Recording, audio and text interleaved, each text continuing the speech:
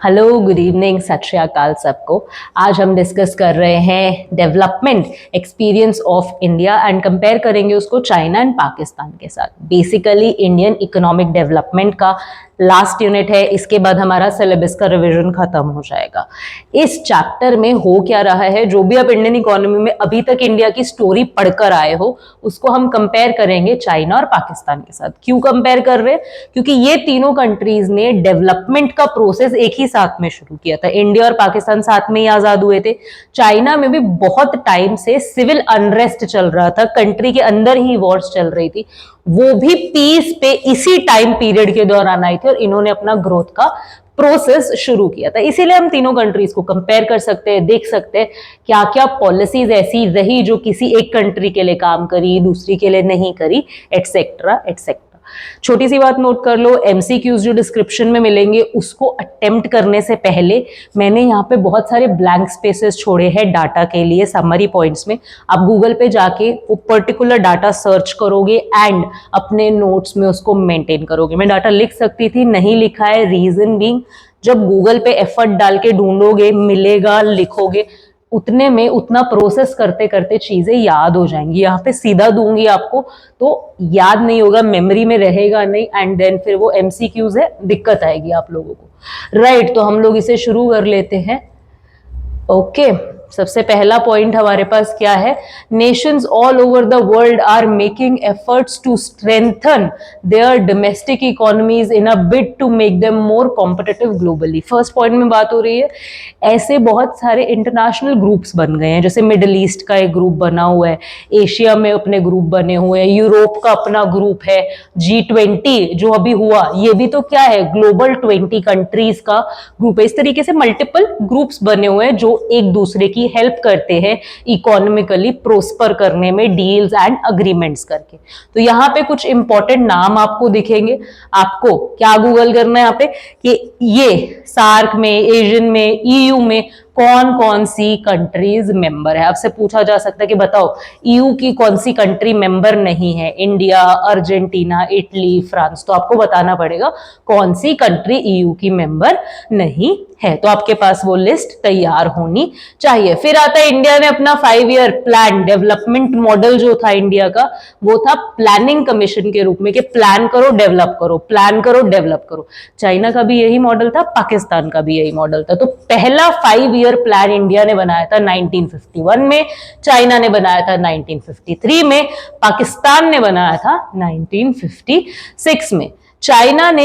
China के basically दो major यहां पर रहेंगे। एक तो ग्रेट लीप फॉरवर्ड के बारे में आप पढ़ोगे एंड एक great proletarian cultural revolution. Great leap forward में क्या हुआ था, चाइना के जो लीडर्स हैं उन्होंने लोगों को अर्ज किया, रिक्वेस्ट किया कि आप अपने घरों में बैकयार्ड इंडस्ट्रीज खोल लो, छोटे छोटे उद्योग खोल लो, काम करो ताकि हमारा मैन्युफैक्चरिंग सेक्टर राइज कर सके। And great proletarian cultural revolution में जो एजुकेटेड शहरों का यूथ है, यंग जनरेशन है, स्टूडेंट्स है या प्रोफेशनल्स है, उन्हें कंट्री साइड भेजा गया ताकि वो कंट्री साइड से अपनी जो नेचुरल मीन्स ऑफ एग्जिस्टिंग है लोगों के साथ कनेक्ट कर सके, उनसे सीख सके, प्लस जो शहरों की हवा है वो गांव तक पहुंचाई जा सके, जो पॉलिटिकल एजेंडाज है, आइडियोलॉजीज है, वो कंट्री साइड तक पहुंचाई जा सके। ये मुद्दा था हमारे ग्रेट प्रोलेटेरियन कल्चरल रेवोल्यूशन का। चाइना के दो ये मेन चीजें रही। देन चाइना ने काफी इकोनॉमिक रिफॉर्म्स इंट्रोड्यूस करे 1978 के करीब, जिसमें इंपॉर्टेंट है स्पेशल इकोनॉमिक जोन्स बनाए गए थे। बेसिकली ऐसे कुछ एरियाज बना दिए गए थे कंट्री के अंदर जो कि कहीं ना कहीं पिछड़े इलाके थे, एंड उधर बोल दिया गया कि अगर यहाँ पे आके कोई भी प्राइवेट इंडिविजुअल इंडस्ट्री सेटअप करता है तो उसे हम क्या करेंगे, टैक्स नहीं लेंगे, कम लेंगे, या फिर उनको सब्सिडीज प्रोवाइड कर दी जाएंगी, बिजली पानी प्रोवाइड कर दिया जाएगा। इस तरीके के उनको कुछ ना कुछ बेनिफिट्स प्रोवाइड किए जा रहे थे ताकि जो बैकवर्ड एरिया वो अट्रैक्टिव लगे इंडस्ट्रीज को सेटअप करने के लिए, प्रमोट करने के लिए बैकवर्ड एरियाज की ग्रोथ को। ये उन्होंने स्पेशल इकोनॉमिक जोन्स वाला आइडिया अपनाया। तो ऐसे काफी इकोनॉमिक रिफॉर्म्स चाइना में किए गए। उसके बाद हम लोग आ जाते हैं, इंडिया ने भी काफी बड़े लेवल पे इकोनॉमिक रिफॉर्म्स किए 1991 में। कौन कौन से पढ़कर आए? Globalisation, privatisation and liberalisation. Economy को फ्री किया, फाइनेंशियल सेक्टर में रिफॉर्म आए, ट्रेड के सेक्टर में रिफॉर्म आए, इंडस्ट्री सेक्टर में बहुत बड़े लेवल पे रिफॉर्म। एग्रीकल्चर सेक्टर यहाँ पे इग्नोर हुआ था 1991 के रिफॉर्म्स में। पाकिस्तान ने अपनी इंडस्ट्रियल पॉलिसीज पे फोकस किया and import substitution based industry, जैसे इंडिया का जो आइडिया था कि इंपोर्ट ज्यादा ना करना पड़े, खुद ही हम लोग इंडस्ट्री खोले, पाकिस्तान ने भी उस आइडिया को फॉलो अप किया। In terms of population China सबसे ऊपर है ये कह रहे हैं, इंडिया उसके बाद एंड पाकिस्तान उसके बाद, बट अभी ये डाटा अपडेट हो चुका है, सबसे टॉप पे इंडिया है, देन चाइना है एंड कहीं बाद में पाकिस्तान की बारी आती है। लेकिन अगर आप ग्रोथ रेट चेक करते हो ना, तो पाकिस्तान का पॉपुलेशन ग्रोथ रेट काफी ज्यादा है। अगर हम देखते हैं कि पाकिस्तान में कितने बच्चे पैदा हो रहे हैं पर मदर, इंडिया में कितने हो रहे हैं, चाइना में कितने हो रहे हैं, तो चाइना में सबसे कम है, इंडिया में उससे ज्यादा एंड पाकिस्तान में सबसे ज्यादा। देन हमारे पास पॉपुलेशन का डाटा आ जाएगा। ये सारा डाटा गूगल से लेकर खुद नोट बनाओगे कि कितना पॉपुलेशन है, किसका कितना रैंक है, इंडिया का कौन सा रैंक है, पाकिस्तान का कौन सा रैंक है, चाइना का कौन सा रैंक है, कितना ग्रोथ रेट है इंडिया का, चाइना का, पाकिस्तान का। कॉपी पेन लेकर बैठो, साथ साथ लेक्चर के लिख लो कि आपको क्या क्या नोट्स गूगल करके ढूंढने हैं। उसके बाद हम लोग आ जाते हैं, सेक्स रेशियो तीनों कंट्री में लो है। अगेन आप यहाँ पे सेक्स रेशियो का डाटा निकाल लोगे, यानी कि फीमेल्स कितनी है इन कंपैरिजन टू मेल्स। ये डिफरेंस इसलिए दिखता है, मेल मेंबर्स इसलिए ज्यादा दिखते हैं क्योंकि तीनों ही कंट्री मेल चाइल्ड को प्रेफर करती है। चाइना में भी, इंडिया में भी, पाकिस्तान में भी लड़कों को एज अ परिवार को आगे बढ़ाने वाला देखा जाता है, लड़कियों को नहीं देखा जाता। That is why male child prefer किए जाते हैं, जिसकी वजह से सेक्स रेशियो जो है वो डिस्टर्ब्ड है। उसके बाद पीपीपी बेसिस पे अगर हम देखते हैं, चाइना कह रहे लीड कर रहा है, देन इंडिया है एंड देन पाकिस्तान आता है। इंडिया, चाइना, पाकिस्तान की रैंकिंग में पीपीपी होता है कि परचेजिंग पावर कितना है लोगों के पास। आप ये डाटा भी चेक करेंगे, शायद इंडिया अब चाइना को बीट कर रहा है इस डाटा में भी। पर कैपिटा जीडीपी अगर हम चाइना का देखें, ये भी आप लेटेस्ट फिगर उठाओगे, जीडीपी कितना है चाइना का, इंडिया का और पाकिस्तान का। इंडिया इस टाइम 5th लार्जेस्ट इकोनॉमी बन चुका है, 3rd लार्जेस्ट इकोनॉमी बनने की रेस में दौड़ रहा है। उसके बाद एग्रीकल्चर सेक्टर है इंडिया में 16% एंड चाइना में 7% एंड 24%। पाकिस्तान में इंडस्ट्री का कंट्रीब्यूशन आपको मिल गया है, सर्विस सेक्टर का कंट्रीब्यूशन आपको मिल गया है। चाइना में बोल रहे हैं कि जो वर्कफोर्स है वो 16% एग्रीकल्चर में है, 28% इंडस्ट्री में एंड 56% सर्विस सेक्टर में एंगेज्ड। इनका मैन्युफैक्चरिंग सेक्टर काफी स्ट्रॉन्ग है। पाकिस्तान की बात करें तो 41% कहाँ है एग्रीकल्चर में एंड 24% इंडस्ट्री में, 35% सर्विस सेक्टर में। इंडिया की बात करें और चाइना, पाकिस्तान के साथ कंपेयर करके बात करें तो इंडिया एंड पाकिस्तान दोनों ने क्या अप्रोच उठाया कि एग्रीकल्चर सेक्टर में मेजरली बेस्ड थी इनकी पॉपुलेशन एंड इन्होंने सीधा सर्विस सेक्टर में जंप मारने की कोशिश की। इंडस्ट्रियल बेस दोनों कंट्री का उतना स्ट्रांगली डेवलप नहीं हो पाया, जिस वजह से कहीं ना कहीं एक ब्लैंक स्पेस दिखता है, या फिर हम कह सकते हैं कि दोनों कंट्रीज उतना अच्छा परफॉर्म नहीं कर पाई हैं जितना चाइना कर गया, क्योंकि चाइना ने एक बेस बना के ग्रोथ किया स्टेप बाय स्टेप, एग्रीकल्चर से सेकेंडरी, इंडस्ट्रियल बेस स्ट्रॉन्ग करके फिर टर्शरी। इंडिया पाकिस्तान ने क्या किया, एग्रीकल्चर बेस से निकल के सीधा सर्विस सेक्टर में जंप पा रहा, मैन्युफैक्चरिंग सेक्टर उतना ग्रो नहीं हुआ, इसीलिए एक लिंकेज क्रिएट नहीं हो पा रहा है।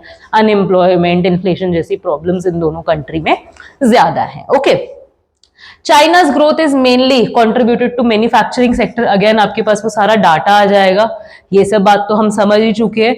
उसके बाद आ जाता है हमारे पास ह्यूमन डेवलपमेंट इंडेक्स। एक चीज ध्यान रखना, ह्यूमन डेवलपमेंट के जितने भी इंडिकेटर्स है, डेमोग्राफिक जितने भी इंडिकेटर्स आपको मिलेंगे इंडिया, चाइना, पाकिस्तान के, आपको उन सबको नोट्स बना लेना है, क्योंकि वो एमसीक्यूज में डेफिनेटली पूछे जा सकते हैं कि बताओ सेक्स रेशियो किसका बेटर है, लिटरेसी रेट किसका बेटर है, मिटर्निटी जो मोर्टालिटी रेट है वो किसका बेटर है, इन्फेंट मोर्टालिटी रेट किसका ज्यादा है, ये सब चीजें आपसे पूछी जा सकती है। तो ये सारे आपके पास क्या आ जाते हैं, human development index.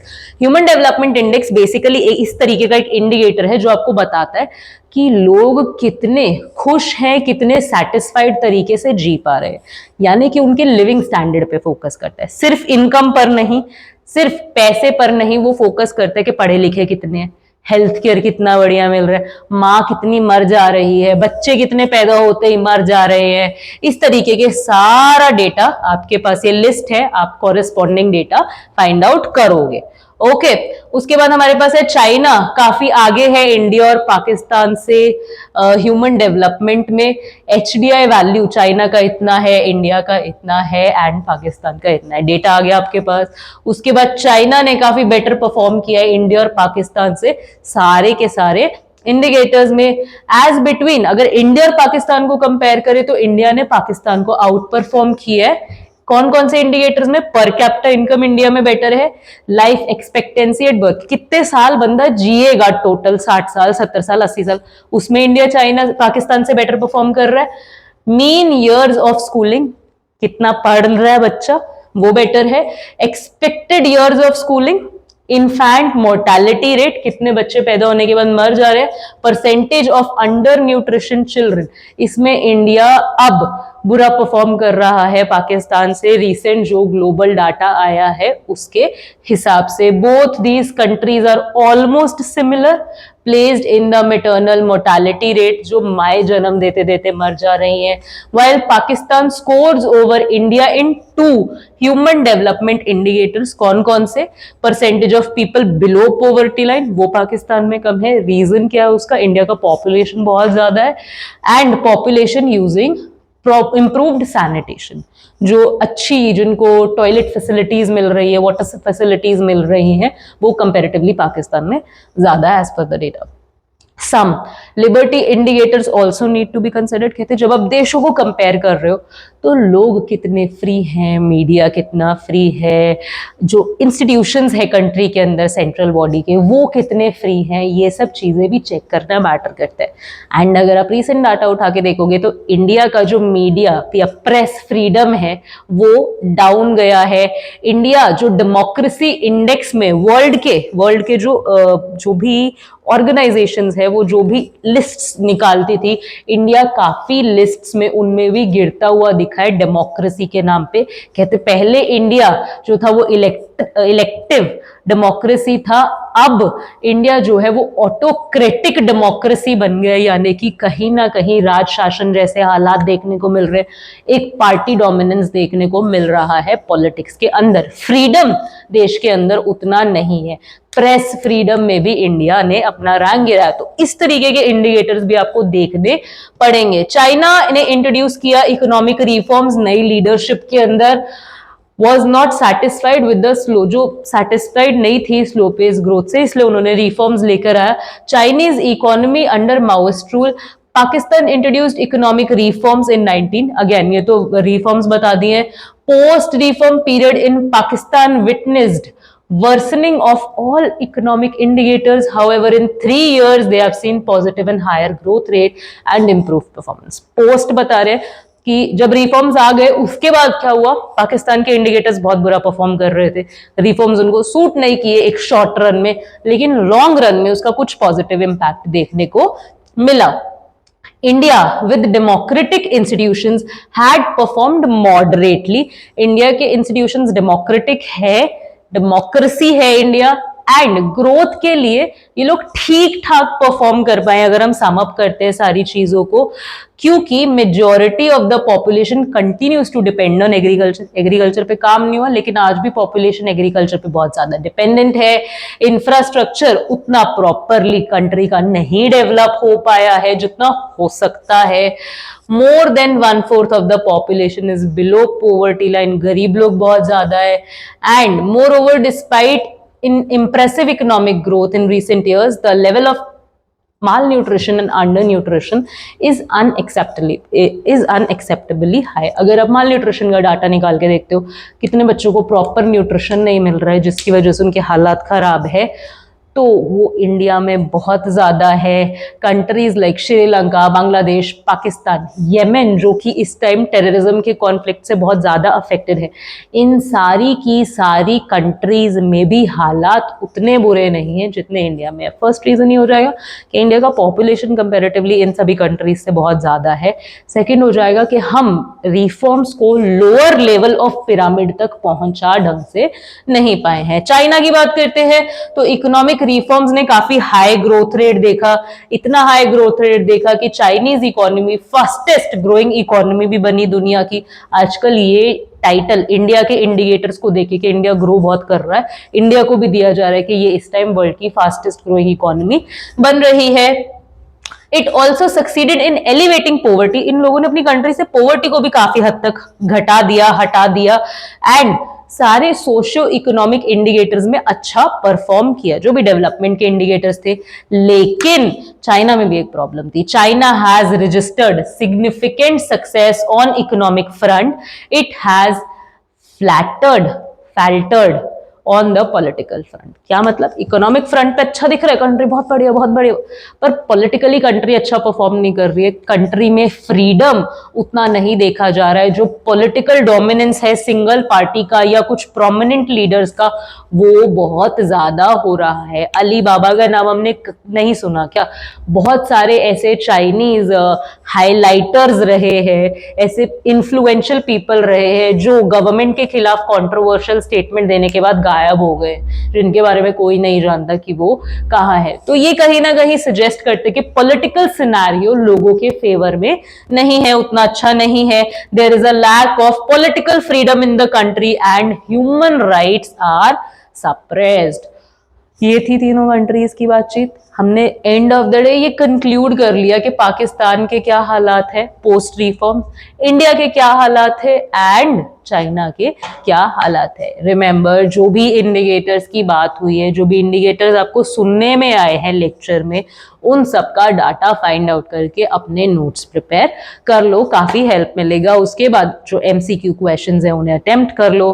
This was the last lecture. CUET का प्रेपरेशन खत्म हो चुका है। होपफुली ये 11 लेक्चर्स आपको हेल्प करेंगे प्रॉपरली चीजों को समझ लेने में। स्टिल कोई भी डाउट्स है, कोई भी क्वेरीज है, कोई टॉपिक है जिसको आप और समझना चाहते हो और क्लैरिटी की जरूरत है, कोई भी डाउट्स है, वो आप कमेंट डाउन कर सकते हो। We'll clear it out in one lecture, और कुछ लाइव लेक्चर वगैरह स्केड्यूल कर लेंगे। ट्यून रहे हमारे साथ। We'll see what we can do more in CUET. All the best for your exams. Have a good day.